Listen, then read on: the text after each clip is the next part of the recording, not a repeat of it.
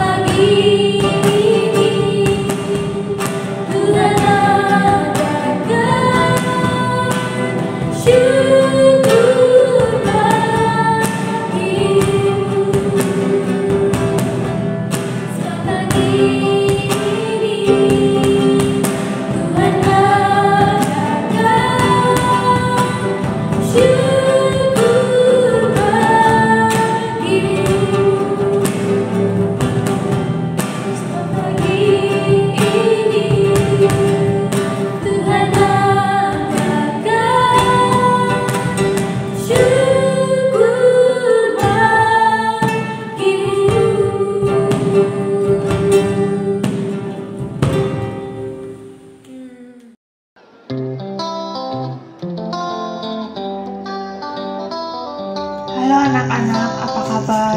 Semoga kalian semua baik dan sehat ya. Hari ini kita akan belajar sesuatu yang sangat penting yang diajarkan Tuhan Yesus kepada kita dalam Matius 5 ayat 43 sampai 47. Pada suatu hari Tuhan Yesus mengajar di lereng gunung. Tuhan Yesus mengajar tentang banyak topik berbeda pada hari itu. Salah satu yang dibicarakannya kemungkinan sangat menantang bagi semua orang yang mendengarnya. Tuhan Yesus mengatakan ini.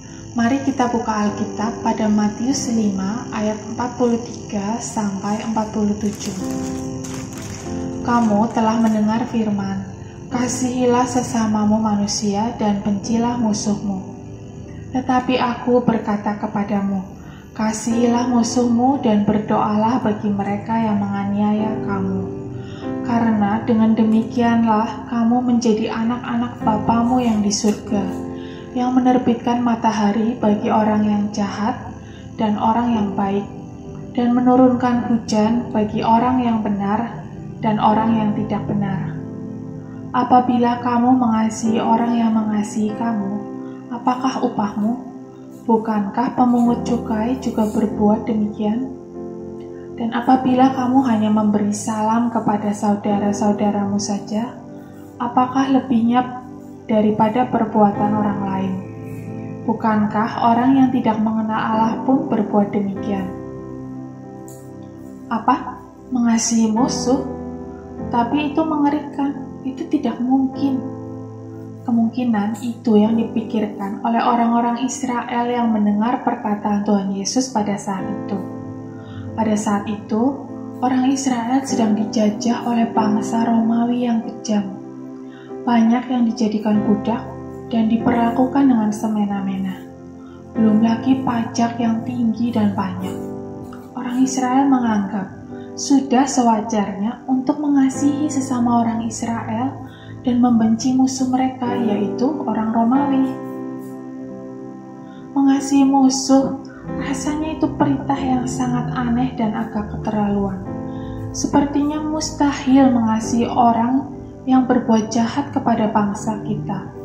Bukan hanya sangat sulit, tapi kita juga bisa dianggap pengkhianat dan dijauhi oleh teman-teman kita. Anak-anak, apakah kalian pernah berada dalam situasi seperti ini? Kemungkinan besar tidak sampai seperti apa yang dialami oleh orang Israel pada saat itu. Tapi mungkin ada orang yang mengatakan atau melakukan sesuatu yang jahat pada kita. Dan mungkin juga terjadi yang sebaliknya. Kita sendiri juga menjadi musuh orang lain. Kadang kita juga melakukan sesuatu yang jahat pada teman kita. Karena kita merasa harus membalas ketika mereka menyakiti kita atau membuat kita marah. Kata-kata Tuhan Yesus sangat mengejutkan semua orang.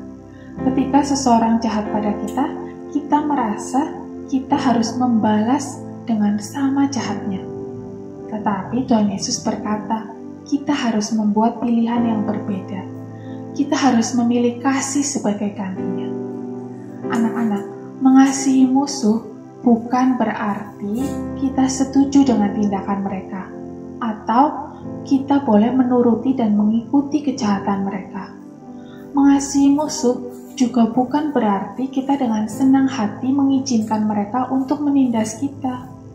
Tuhan Yesus tidak meminta kita untuk mengasihi musuh kita dengan cara yang sama seperti kita mengasihi orang terdekat dan tersayang kita. Dengan orang terdekat, kita menyayangi mereka secara otomatis, tanpa perlu berpikir. Tapi untuk mengasihi musuh kita kita memerlukan kasih yang paling besar. Kita tidak bisa mengandalkan perasaan. Untuk mengasihi musuh, memerlukan kemauan, tekad yang kuat. Kita harus memaksa diri kita untuk mencapai niat baik yang tidak terkalahkan ini. Bahkan kepada mereka yang menyakiti dan melukai kita. Kemampuan untuk mengasihi musuh adalah kemenangan atas apa yang merupakan naluri alami manusia. Kita hanya dapat memiliki kasih tertinggi semacam ini hanya ketika Tuhan Yesus Kristus memungkinkan kita untuk menaklukkan kecenderungan alami kita untuk marah dan getir, dan untuk mencapai niat baik yang tak terkalahkan ini untuk semua orang. Kita membutuhkan Kristus untuk memampukan kita mematuhi perintah Kristus. Mari kita baca ayat hafalan kita dalam 1 Yohanes 4 ayat 10. Inilah kasih itu, bukan kita yang telah mengasihi Allah, tetapi Allah yang telah mengasihi kita dan yang telah mengutus anaknya sebagai pendamaian bagi dosa-dosa kita. Anak-anak, Tuhan Yesus menunjukkan kasih kepada mereka yang tidak baik kepadanya, dan Dia ingin kita melakukan hal yang sama. Bukan kita yang menentukan apakah seseorang pantas untuk kita kasihi atau tidak. Tetapi kita perlu mengingat bahwa setiap orang yang kita temui diciptakan menurut gambar Allah dan mereka berarti baginya. Orang yang tidak baik penting bagi Tuhan, sama seperti orang baik juga penting bagi Tuhan. Kita mengasihi orang lain karena mereka berarti bagi Tuhan. Kita seringkali kesulitan untuk mengasihi orang yang jahat kepada kita. Sebenarnya, memanglah tidaklah wajar untuk mengasihi musuh. Yang wajar adalah jika kita ingin membalas dendam dengan melakukan yang sama jahatnya. Tetapi ketika kita menunjukkan kasih kepada mereka yang jahat terhadap kita menunjukkan kasih Tuhan dengan sangat jelas.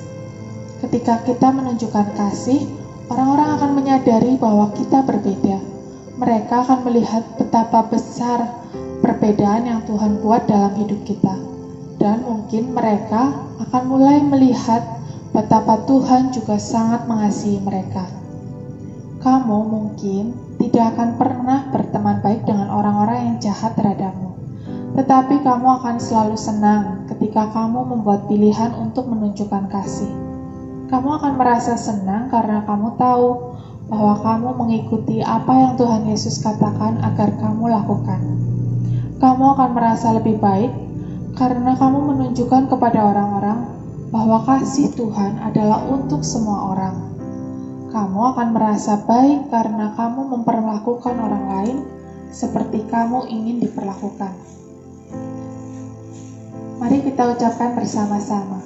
Memperlakukan orang lain seperti aku ingin diperlakukan. Karena itulah yang Tuhan ingin agar kita lakukan.